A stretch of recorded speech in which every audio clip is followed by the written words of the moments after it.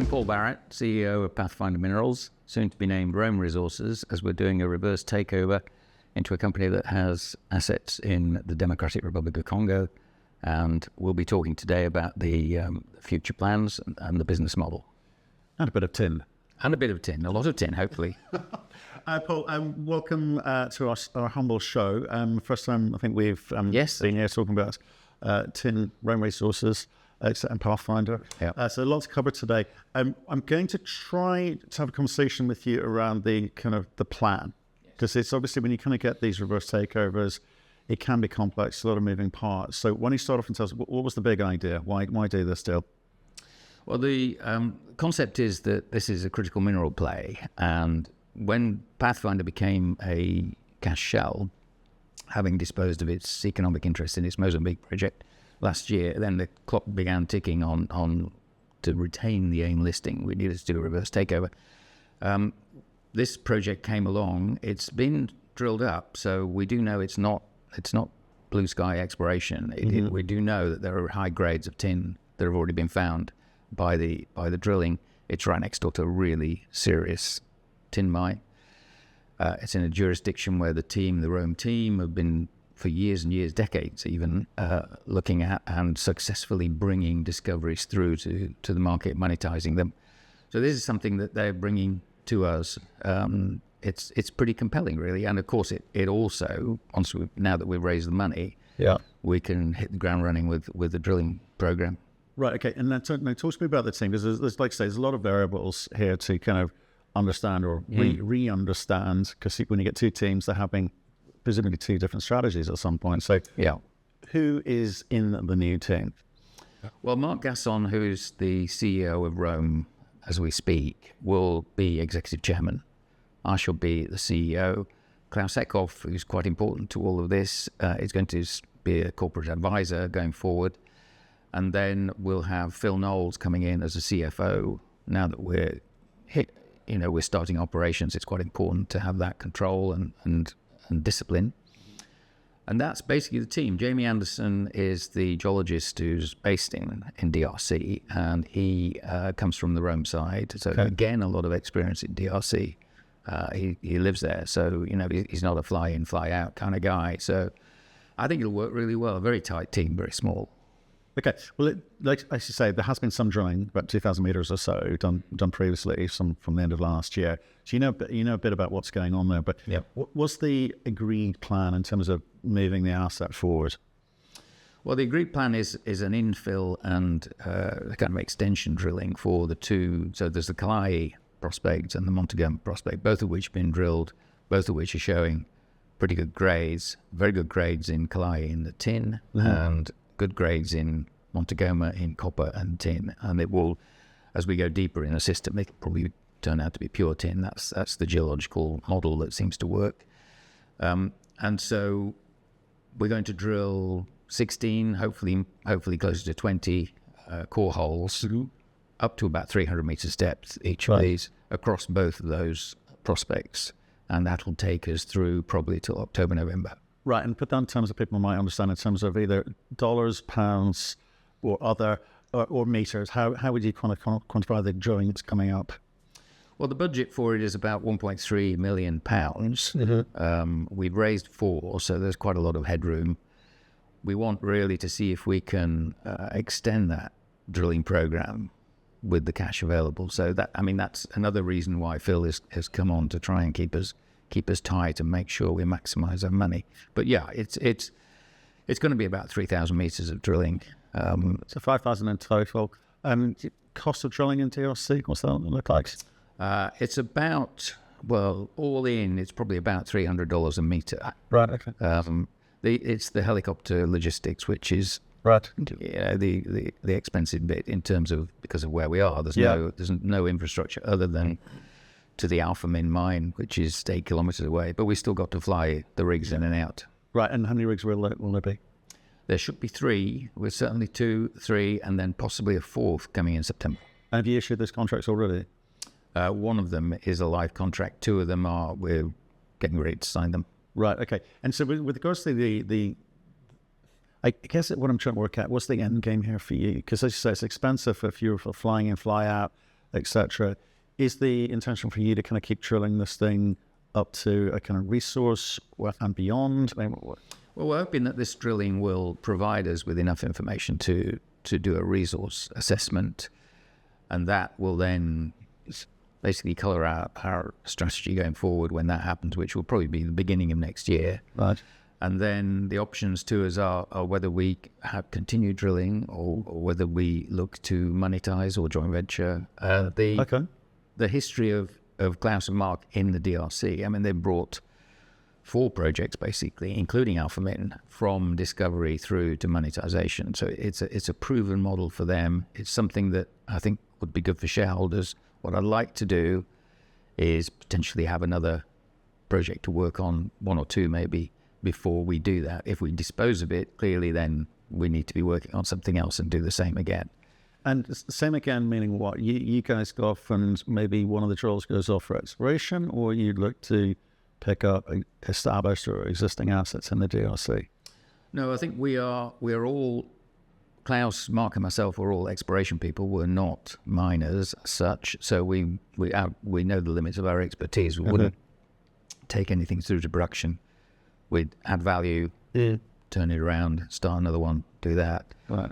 Very good business model in terms of starting at, I mean, we're going to be 14 million market cap to start with. For example, Alpha Min, when they were about the same size, when they started about 5 years ago, and Klaus and Mark found this for them, they're now 1.4 billion Canadian. But of course, they've taken it through to development. Yeah. We wouldn't do that. We'd monetize before then. Yeah, well, they've really gone quite quick, moved through the phases quite quickly. Yeah. So coming back to this sort of strategic, They are.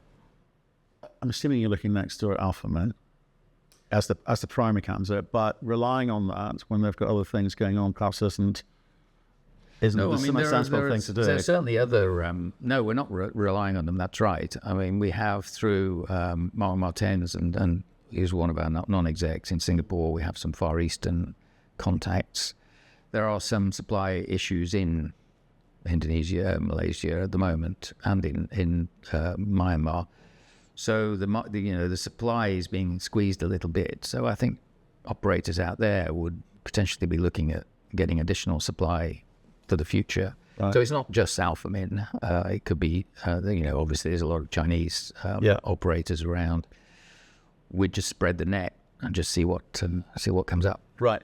And the logic there being is you don't want to have to keep raising money to cover not necessarily expensive drilling, but continued drilling. Yeah. You feel so? Can we look at this with the previous monetization events in terms of at what point those were and why that makes more sense? Because I think the typical model is that people do just keep raising money. It's the name of the game. Yes, plow the money in the ground and hope for the best. You're coming at it slightly differently. Yeah, I mean, what Klaus and Mark have done in the past and what we would continue to look at is not necessarily looking at monetizing at a resource event, but taking it may through to pre-feasibility study or even bankable feasibility study. So that's that would be another big chunk of work, but it will be focused because obviously once we have the resource, we reduce the risk and move forward.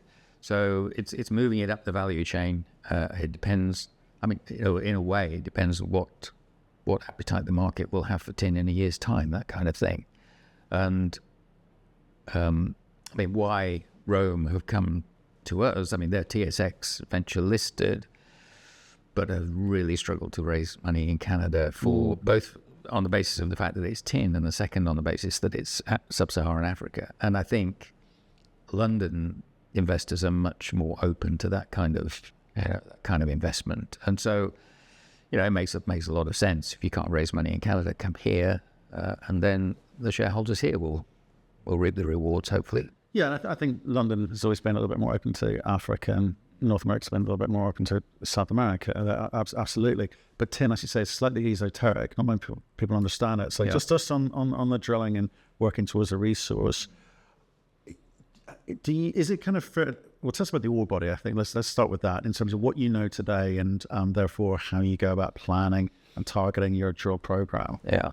Well, the ore body, I mean, it is very similar to Alpha Min. It's the same play. So what it is a very large tin granite, and surrounding that are a number of stratigraphic units which have been injected basically with the hydrothermal fluids. Right. And so you get a zonation. Hotter. Okay. Hotter is tin. Yeah. And it comes, as you come shallower, it's copper and zinc.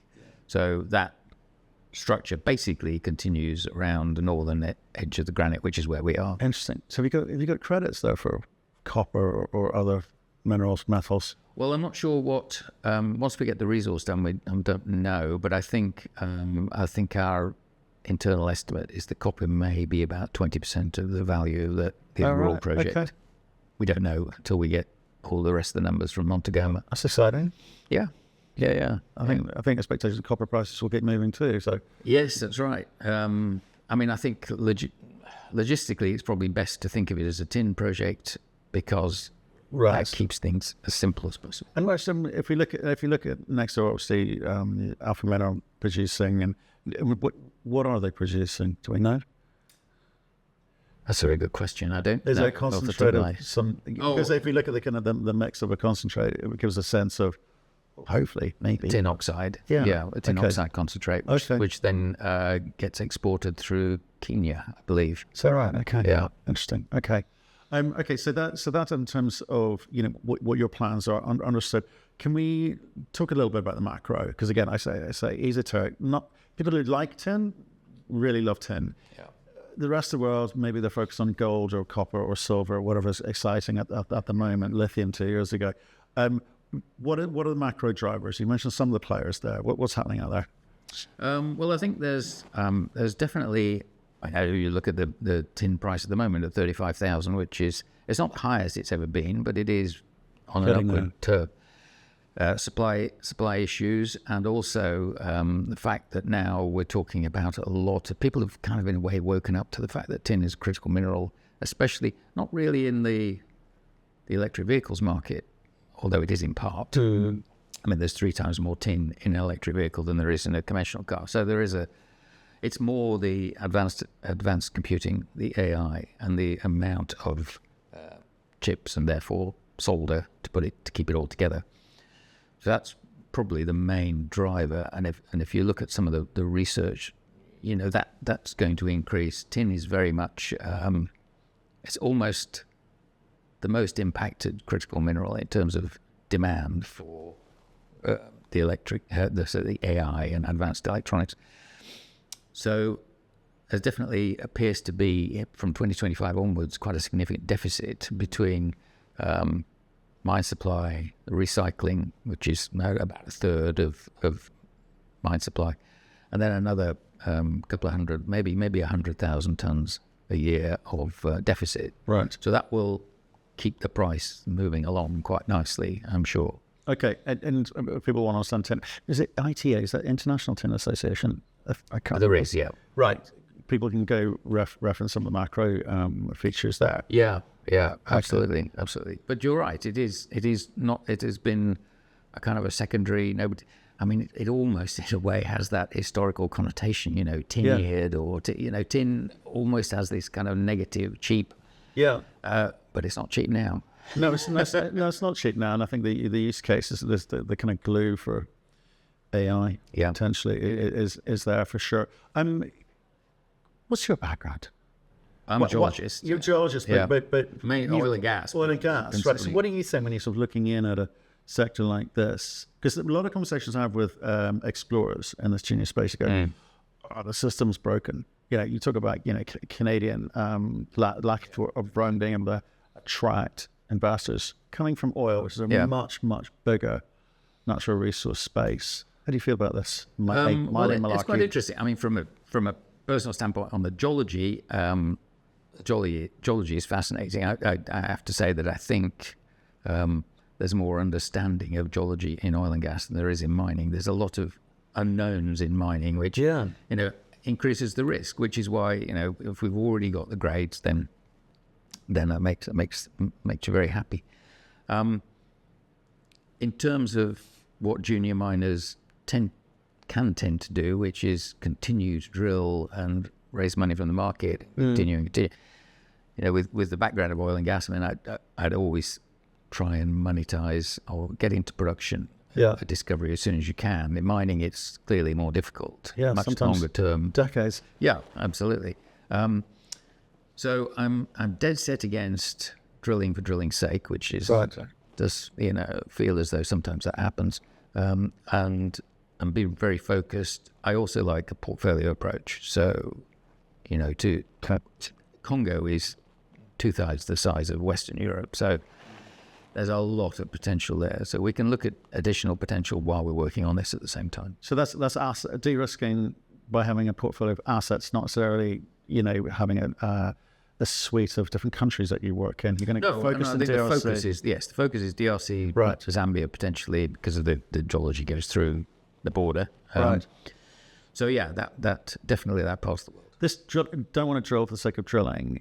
Is there a difference between the sort of oil and gas technology? There's a lot more money in it, and therefore I assume, a lot of money's been thrown at new technologies to identify whether oil or gas is located. In mining, are you sort of seeing the same thing, or is it perhaps slightly behind the curve? I think it could be slightly behind the curve. It is it's much more difficult. I mean, you can't really use seismic in hard rock. You just don't get the contrast. You don't get the reflectivity. So the difference, I think, principally is the fact that drilling, you can drill a 300-meter hole or whatever, diamond core hole for $100,000, let's say. Whereas, I have another business where we have a joint venture with Shell and Qatar Energy, South Africa, deep water. A well there will cost $100 million. Seismic, we've just got the seismic. The seismic costs $60 million. So it's a completely different ballpark. So you can see why. Reward. Yes, you could see why there's a really, really strong focus in oil and gas on minimizing risk, because you're spending $100 million each time you drill a 6-inch hole in the ground, whereas in mining you're not, and therefore you can take that risk of drilling a few holes before you get to the mother lode. I've been in the same boat. Financing companies to drill offshore Ghana and for gas, and hitting a duster on the first 2 holes. Not a good sell. No. But in the context of the size of the price, I guess it's not so bad. Right. So let's kind of point people towards what the next 12 months look like for you. Okay. Obviously, drilling happening now up till October, and maybe getting results through end of this year, beginning of next. Is there an immediate plan? Yeah, that's right. So we relaunch back on the stock exchange next Friday. Right. And then the rigs are already being mobilized, and we'll start operations the minute we get listed. So the end of July. That'll be with 2 rigs, with the third one coming, and then we'll potentially have a 4th rig coming in September. And so we'll have all of that done, I think, by October.